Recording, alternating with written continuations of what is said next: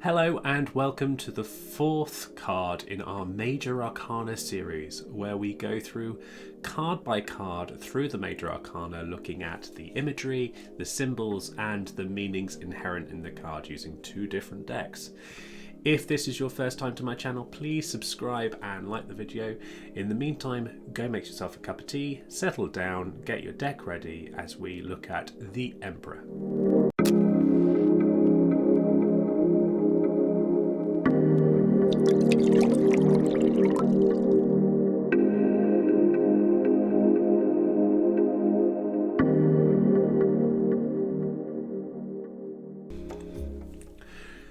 Right, so if you have come to this video after having watched the Empress card, fantastic. Quite a lot of the imagery in this card is similar to the Empress because they kind of make up a bit of a pair. You can kind of see sometimes they're seen as kind of like the mum and dad of the tarot deck. But the Emperor and the Empress have similar kind of imagery and similar kind of values. If you haven't watched that video, it is probably best if you just kind of give it a quick look, even if it's just kind of scrolling through it just to kind of get the ideas, because I do mention the Emperor quite a bit in it, and in this video I'll mention the Empress quite a bit in the reversed way. So it's probably best if you kind of look at them in tandem. Anyway, if you have seen previous videos, you know the drill, but if you haven't, then I will, as always, be looking at the number, the image and the name of each of the tarot cards, and I will be using two different tarot decks to illustrate these points. And if you have watched my previous videos, you'll be able to echo with me. So I am using the Veritable Tarot de Marseille by Kris, a Canadian restorer of the tarot, and I am also using the Rider-Waite-Smith deck, published in kind of, I need to look this up, but 1909 I think, or 1920s. So there's that. I'm using both because the deck that you will have will be based either on the Marseille or the Rider-Waite-Smith, by all probability. You might have a random deck that's not attributed to anything, but normally it's kind of based on one or the other. So I will start with the Marseille deck, looking at the details of this, and then I will compare it with this. So let's start here. So let's start with a number. Something striking happens with the number here. This is Roman numerals, but not as we know them. You may remember, I think I briefly mentioned this in the introduction to the Major Arcana. I'm just moving my light out of the way. That normally with 4, it would be IV, 1 before V, 1 before 5. Here in the Marseille tarot, not in the Rider-Waite-Smith, they inverted commas corrected it, but here in the Marseille, they instead do I, 4 I's, so 4 ones. It's an interesting choice.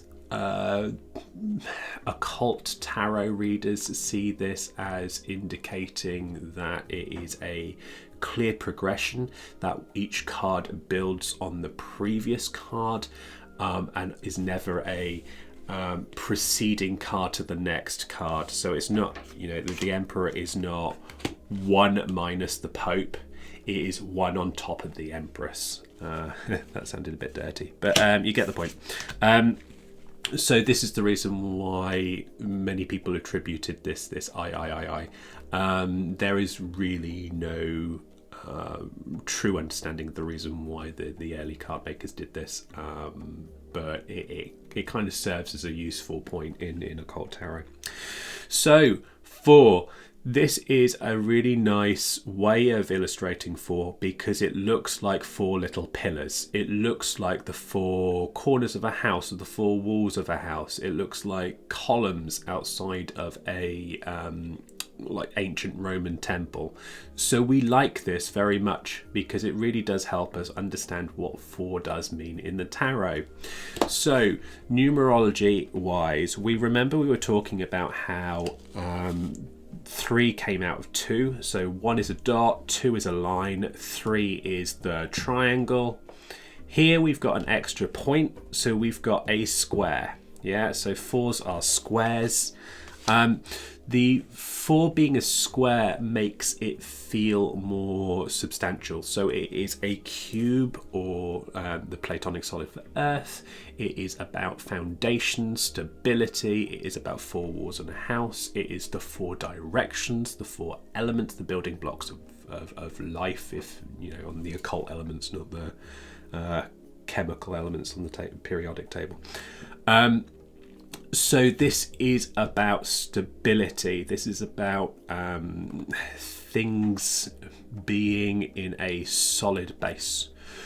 When we look at the minor arcana, this is a really quite an interesting way of seeing the number 4s. I didn't plan to do this, so let me just grab it out. Let me just see whether I can quickly find a couple of the 4s.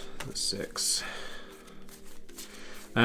So solidity in, there's a 4. So I'm just about to say solidity in pentacles. Pentacle stands for money. So something being in a state of earth, a state of fixity, a state of solidity in earth is a good thing. You know, this makes us think of banks. This makes us think of properties and walls of a house. However, when we get to things being stable and fixed in the suit of emotions and feelings, which is the cups, here we go. Things being stable in emotions, where emotions are supposed to flow and be, you know, like water, leads to stagnancy. Still water is stagnant water, still emotions are stagnant. So here we can kind of see a sense of boredom or a sense of ennui, even when like the cup being offered, it's kind of being refused as this person just looks and stares and contemplates the misery of his life, I suppose. So this stability as a number 4 actually kind of helps us interpret the minor arcanas. Anyway, moving back to this. So think of this. Some tarot decks see the Emperor sat on a big stone cube. That big stone cube is the Platonic solid of Earth, demonstrating that solidity, that material plane. Cool. So that's where 4 is. It's so think stability, think power. The Emperor is obviously the pair of the Empress, and as I said in my previous video, they look at each other. There are similar equipment, similar accoutrements, similar objects in the tarot card, and I did make a mention of the imagery on the shield in the Empress, so I will do the same here. So, as I said, the Empress's eagle is in a state of taking flight or raising up. The Emperor's one is in a state of rest. This is showing the stability nature. This is showing the rulership or the firmness which the Emperor has as an energy. The other thing to note is where the Empress cuddles hers and nurtures it. The Emperor basically sits on it. It's part of his authority. It's part of his rulership is that he has it underneath him. So the Empress nurtures her, what she rules over. The Emperor uses what he rules over to assert his authority, assert his power. So it's about authority and power. It's also about establishment. So if we see the 4 pillars on like a Roman building, we can kind of think of government. We can kind of think of that establishment authority, that ruling over an establishment. And then once again we see the scepter in the same. The scepter is, instead of held close to the body, is held outside of it, away from it, and it's held in the opposite hand, the right hand being the one of power, the one of assertiveness, the one of, you know, it's dexterity. It's you know, most people are right-handed. It is about that ability to manipulate, ability to control and assert one's control. So whereas the left hand is receptive and is about the intuition, here we are about asserting and influencing. It's also held away from the body, so it kind of in some way is about keeping distance, keeping it kind of links to that Freudian stereotype of the father, of the kind of father being slightly distant, and this is some of the stereotypes that we've been trying to break down in modern days. But you know, here it is in the tarot, like this slightly stepped back, slightly distant father that is exerting control, exerting authority. The scepter is held upright. This uprightness, this straight, kind of shows the kind of more rationality that's not influenced so much by emotions that we saw in the Empress. This is kind of a much more just. We also equally pointed out, not on my tarot card, but some tarot cards have 12 points on the crown. Here we have 6 on one side, and therefore on the other side we've got 6. So we've got that same 6, 6 equals 12 zodiac signs in the helmet. So he's wearing the helmet garb. This shape of helmet is adapted from the Solar Busca deck, which was one of the oldest tarot decks in existence. So there's a little bit of a similarity there. I couldn't off the top of my head tell you more about that hat and what it means.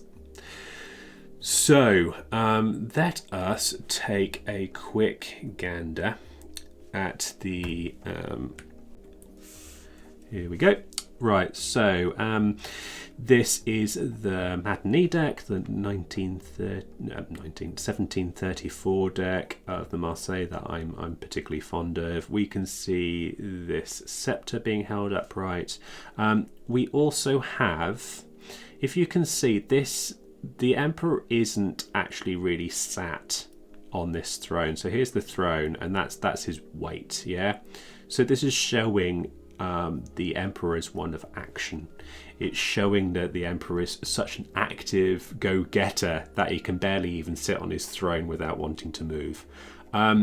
So yes, we have this crossed leg, but he's actually not really sitting down.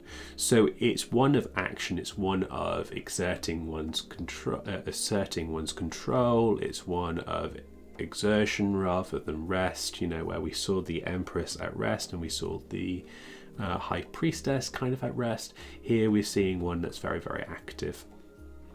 Now, if we look at this hand going up here, and then this going down here, and then this being joined by this arm here, you know, you could even just kind of go from up this arm.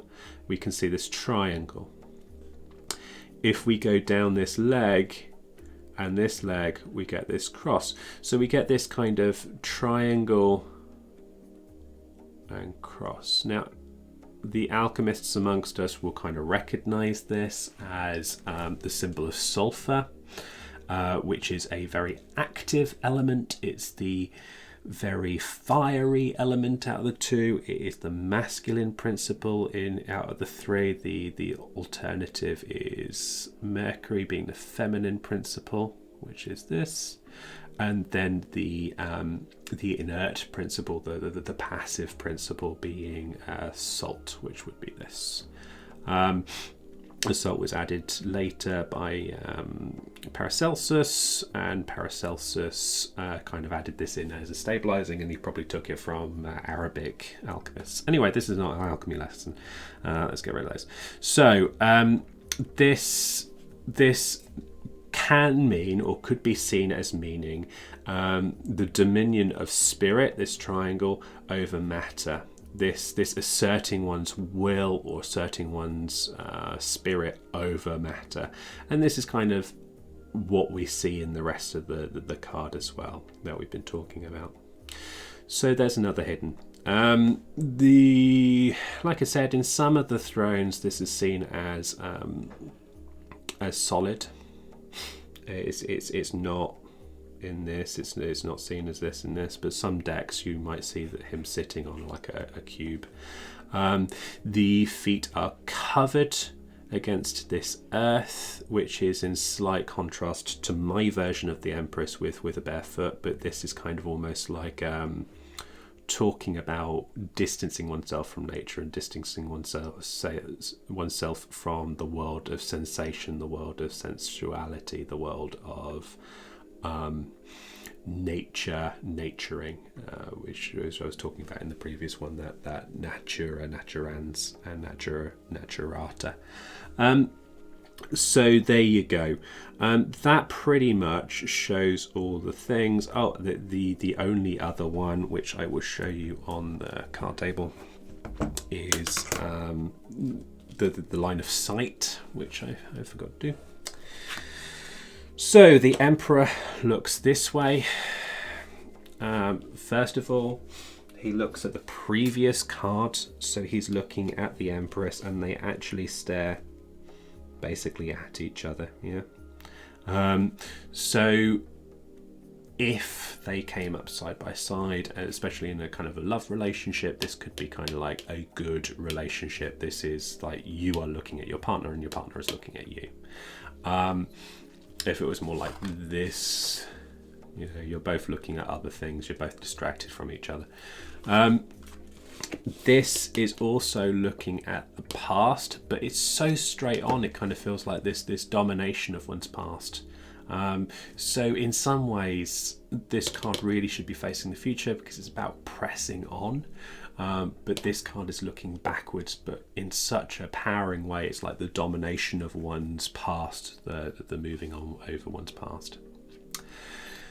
So there you go. I did have a bit of a question to my other half, and if you've watched my other half, my previous video, I did talk about him being a bit of a history nerd, and I was kind of like, the Emperor doesn't really equate because we're talking about the 1300s, 1400s, and I don't think there was an emperor in Italy. And actually the Holy Roman Empire was still going, so this could be a reference to the emperors and empresses at that time. And then there was a whole conversation about Byzantine and Holy Roman Empire emperors and empresses that basically went over the top of me. So in history, they could be representation of that. Let us move over to here. This is now very different.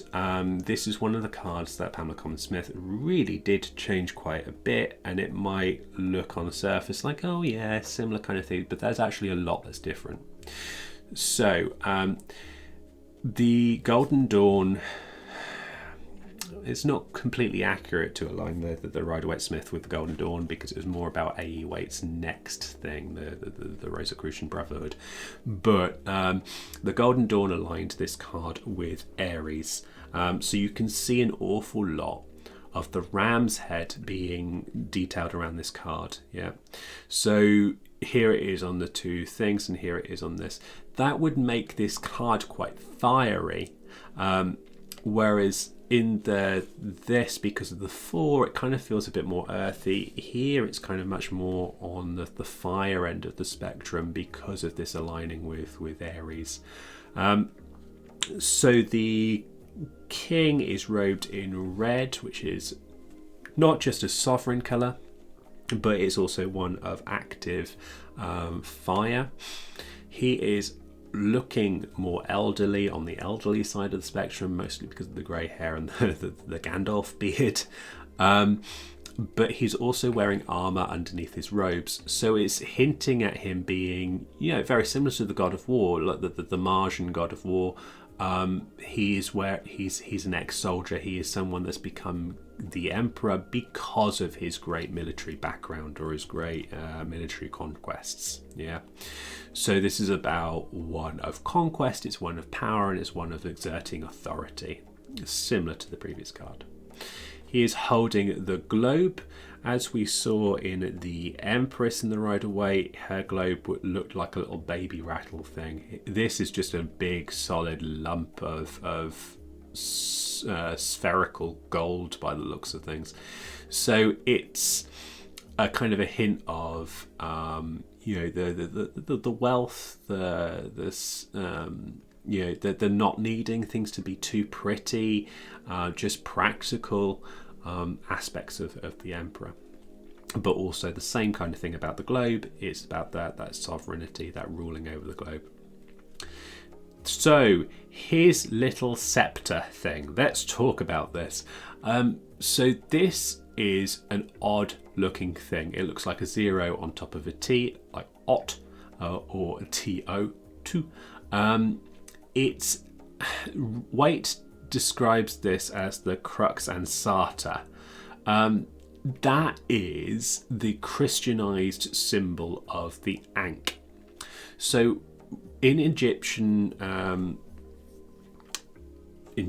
of culture, in Egyptian writing, Egyptian hieroglyphics, the Ankh has this elongated egg shape on the top, and it's supposed to stand for life, death, and rebirth. Yeah, so life, birth, death, rebirth. Here, some of the Christians adapted the Ankh sign to be more Christian, but to stand for life and the afterlife, and entering into heaven and that kind of stuff. So they kind of adapted it by turning the more egg-shaped, the more loop-shaped thing into a circle, and doing it like this. So this is the crux ansata, and it stands for kind of that those Christian aspects that are similar to the Ankh about birth and, well, Christ's rebirth, not really our rebirth, but maybe our rebirth in the afterlife. So the crux ansata is like handled, I suppose. I don't want to say kind of cross with handle would not be technically correct because there's no come. So it's handled cross, the handled cross. So there you go. So the meanings of these cards are pretty much what we have pointed them out to be. So we've got stability and power and authority. We have sovereignty and rulership. We have activity, and we have like some aspects of dominion, ruling over. This can be associated with people in the family that have rulership that are males, so fathers, grandfathers, those respected elders. This will normally signify, if it is a person, one of authority that likes to assert their will, or assert their rulership. Yeah, so it can be quite severe. In a nice way, it's about protection. In the kind of lighter side, it's about a protective male. It's about protection. It's about stability, like having that stability. If it came as a husband, it could show how protective he is, or how nurturing he is in terms of, wanting his partner to do the best that he wants to be, that stable, fertile ground for his partner to succeed. It would be could be quite good in terms of fathership, that someone is being protective and looking after and creating a stable home. On the negative side, it could be one that asserts authority, asserts will, and like this Aries sign, it could be quite fiery, it could be quite argumentative if it's read in a negative light. In other spreads, let me see. So in other spreads, let's pretend it's in love. It's about trying to find someone that's stable, very similar to what we were talking about. In a business reading, it is about someone that runs the business owner, someone that runs the business. or about the foundations of the business and how the business is structured. So it's quite a bit about order as well. Order, organisation, stability, how things are set up, how finances are invested, how those kind of structures and establishments. Reading in terms of what have we done? We've done love, business, friendships. If it's referring to oneself, then it's telling you the need to be supportive, but push, like be actively supportive, push and see. It's about one of repose, don't necessarily do too much action, but to hold on and wait a little bit, but actively. So yes, I think that kind of goes over some of the meanings in context. If you have like a context that I haven't spoke about, that you just couldn't quite understand how this card could be read in it, drop it as a comment below, and I'll kind of write how I would interpret it within that context. Sometimes it's when you get a card in a really weird context or against an interesting question, it can be like, what does it mean here?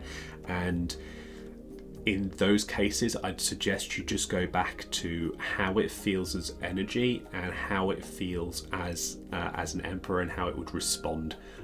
So if you asked that card that question, how would it respond to that question?